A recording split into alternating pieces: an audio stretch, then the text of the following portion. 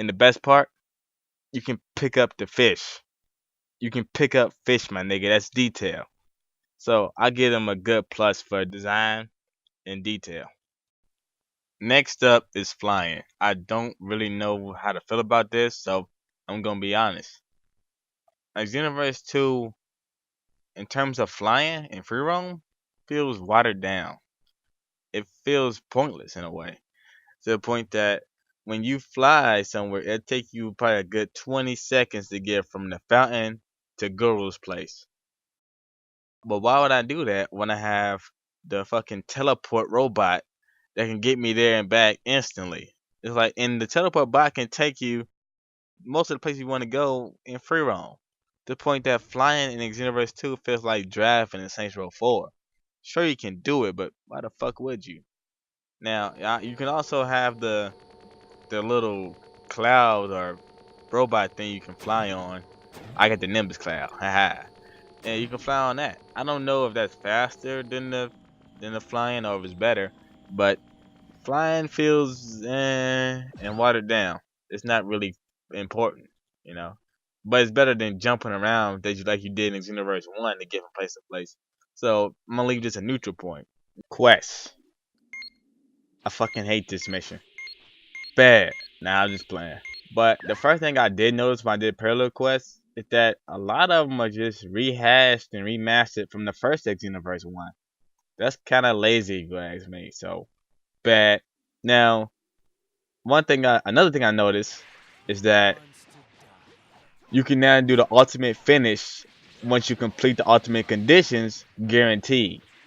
Now, I thought this was a good thing, but while you do get the ultimate finish, you still have a random chance of getting the items you want. And that can lead you to do an ultimate finish for pretty much next to no reason, aside from, extra points. But you won't get the item you want. Say if you do missions like this, here, it's gonna go past fast and quick. Once you do missions like this, it's gonna take you a good 6 minutes to finish. And if you don't get Neo Wolfang Fist the first couple of times, it's gonna drain you out and get on your nerves. So it's a good thing and a bad thing for this. So neutral point again. Remember those dumbass bots from the story mode? Well, guess what? They carry over into damn near all the parallel quests, even some of the side quests. They'll just stand there instead of double teaming you when it's more than just one of them. They'll just let you walk on past if necessary. It's just like, what the fuck is the point of even having more than one at a time if they don't attack you more than one at a time? It takes away the challenge. The closest thing you got to them attacking you really is against Metacoolers. And even then, they'll just hop around, shoot key blasts. Nothing major. And to beat them, you can just spam super key explosion. And the bots are just so dumb to the point they want to attack you when they have a clear opening and chance. They'll just stand there. To the point that the parallel quests become tedious things you have to do to get moves and not really anything else. And if you're thinking that the talking from the story mode doesn't carry over, you'd be wrong. Am defeated. Ugh, how can this be? I can't be outmatched by you. Very well. I will serve under you from now on. Order, and I will obey. I imagine how far your ambition will lead you. Yeah, bad. And also, the extra missions are new for Xenoverse 2, and probably the only hard thing about this game. Uh, Not many are hard, and in fact, some are used to grind for TP medals. But Broly and Janemba and a few others are difficult, so I give them a plus for this. Now, quests like this, the Dragon Ball quest, it's not really much of a deal when you get the Dragon Balls. While this mission is annoying, though, I do hate it. I'm not gonna lie, I do hate it.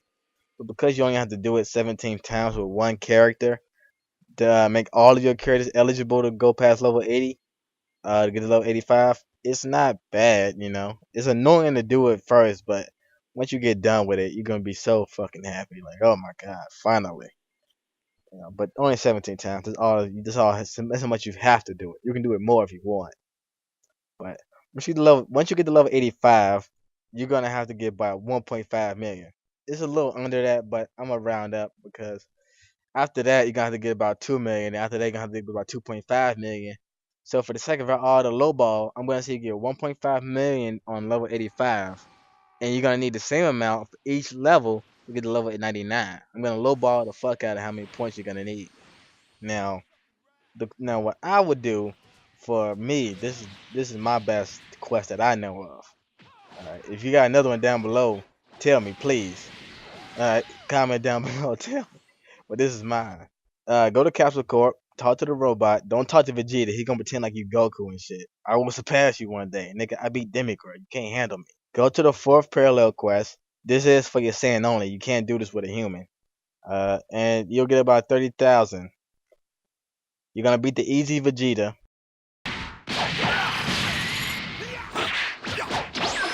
Then it's gonna take you about 1 minute to beat him. Put on the 40-ton weights. From getting about 30,000 from beating him with the Z rank, you'll get about 60,000. You'll get about that much. I'm gonna highball the points you get and lowball the points you need. Hold on, let's do some math. 1.5 million times 14 equals 21 million. 21 million divided by 60,000 equals 350. 350 divided by 60 equals 5.8. 5.8 times 8, or 5.83 times 8, whatever you want to say, equals 46.6, or 46. So it would take you almost 2 days to get all of your characters to level 99 from 85. All your characters. One of your characters would take 5.83 hours, or if you round up, 6 hours. But remember, this is a major lowball of the points you will actually need. One level you need about 2.5 million, and another you need about 4.5, or at least over 4 million to level up. I know people are gonna say, well, that's your method, dumbass. That don't mean it works for everybody on every quest.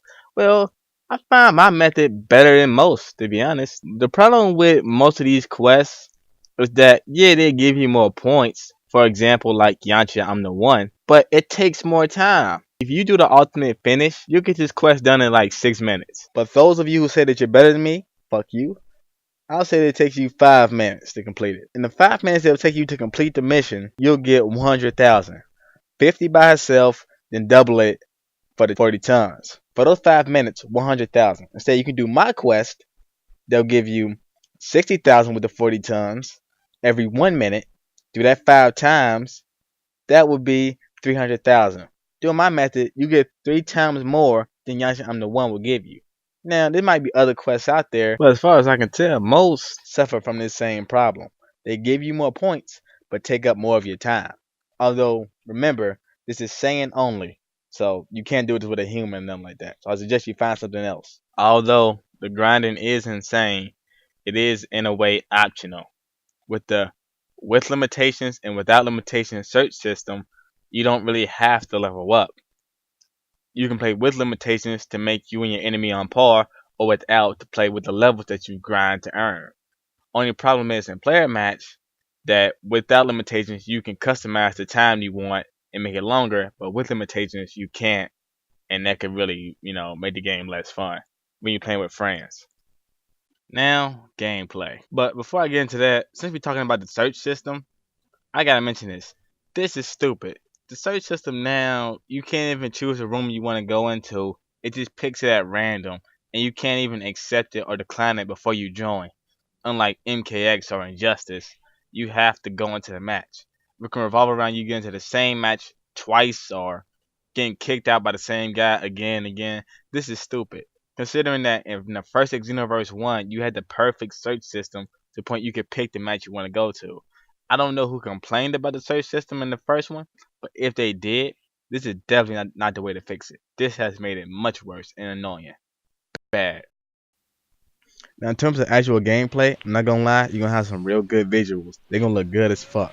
When the super moves combine at the end of your combo, it's gonna match it, and it's gonna link together with bright and colorful beams and shit. And when you actually combine your super moves with other super moves, it's gonna look even better. But the maps are boring and kind of bland. as well as transformations in the game. It's just like for Super Saiyan 1 and 2, it's just like your base hair turned gold and then with blue electricity. For Super Saiyan 3, I mean, you get the 3 hair. There's not really much for transformations or maps. So, in terms of detail, it's not much there, but I'll give it a plus just for the super moves. Now, in terms of actual gameplay, one of the problems that I have with this is that the game lacks in diversity hard. There's no difference between a good amount of characters aside from their supers and stats. It doesn't give you enough options to master a specific character and then go on to master something different. To the point that you'll find yourself really mastering the fundamentals, and once you get that down, you can pretty much learn anyone. There's not enough to give you in terms of differences for the characters. Sure, there's a lot of them, but because they feel like each other aside from the supers, it lacks in diversity and it gives you a repetitive type feel of playing the game, and that's not good. Alright, perhaps the biggest problem with Dragon Ball Xenoverse 2 is the wonkiness of it. The gameplay itself is just weird. The hit detection is off, the servers are ass, and even offline, the moves will hit when they shouldn't and still activate. It can be annoying to the point that when you lose, you will feel like you've been cheated, and it really makes it hard to enjoy the game. I mean, it's still fun when you play with friends, but what game isn't? It can take you out of it when you have to deal with this wonkiness, when it's all over the place, people are skipping, and you can't enjoy the game. If you don't believe me that the wonkiness of this game is bad, watch these clips.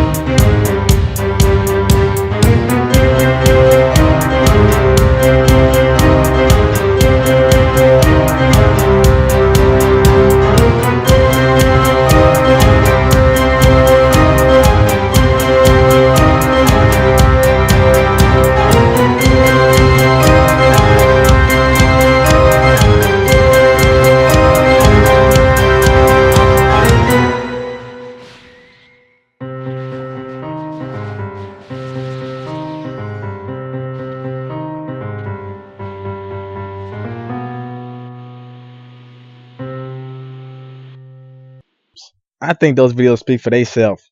This is going on the bad list. This happens way too often for this game. Now, another problem is the camera. It can be annoying at times, but since majority of the time you're going to be playing on empty maps online, even in parallel quests, I'm going to leave it as a neutral point. But in maps with buildings and bridges, it can be annoying as well. So it's not a good or a bad. It's just neutral. But I still had to mention it. Last but not least, DLC. First, I have to mention the free updates, such as Sword of Hope Trunks, Super Saiyan Blue Kaioken Goku, and even now the new Hero Coliseum. When you add to the game without taking away, that's an automatic plus and a good thing. So that's a good thing here. Next is the DLC characters themselves.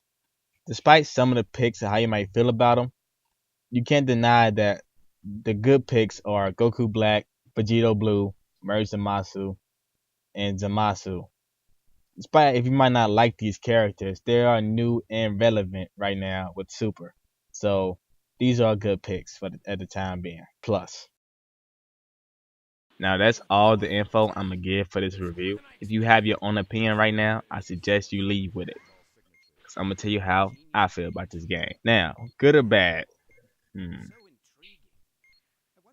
Xenoverse 2 is not a bad game.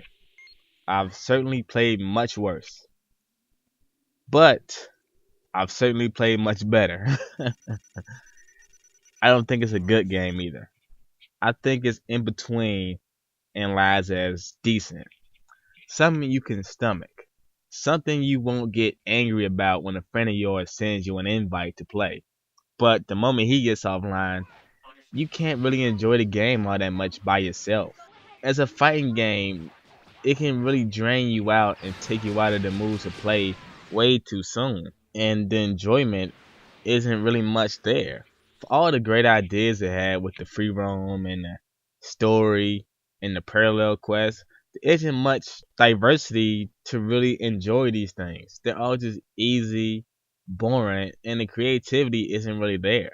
While the ideas were great, the execution was just poor to me. But that don't mean I don't realize there's good qualities in this game. You're allowed to hate good games. For example, Street Fighter. I know this is a good game, even a great game, but I hate it. I can't enjoy Street Fighter. I can't like it, you know. But I like Battle Z. But I also realize that it's a trash game. You know, just because you like or hate a game doesn't make it any better or worse than what it is. You have to judge it on what the game gives you. I can like trash games. You can do that. So whether you see Xenoverse 2 as a bad game or a good game, you can like and hate it all the same. I just think the shortcomings for it overwhelm the good. But all in all, if you like it, more power to you. I hope you get a third. Nah, that's a lie. I don't want a third one of these. But hey, if you like Xenoverse, like Xenoverse. You want to like a shitty game, like Osmotica? No, don't like that either.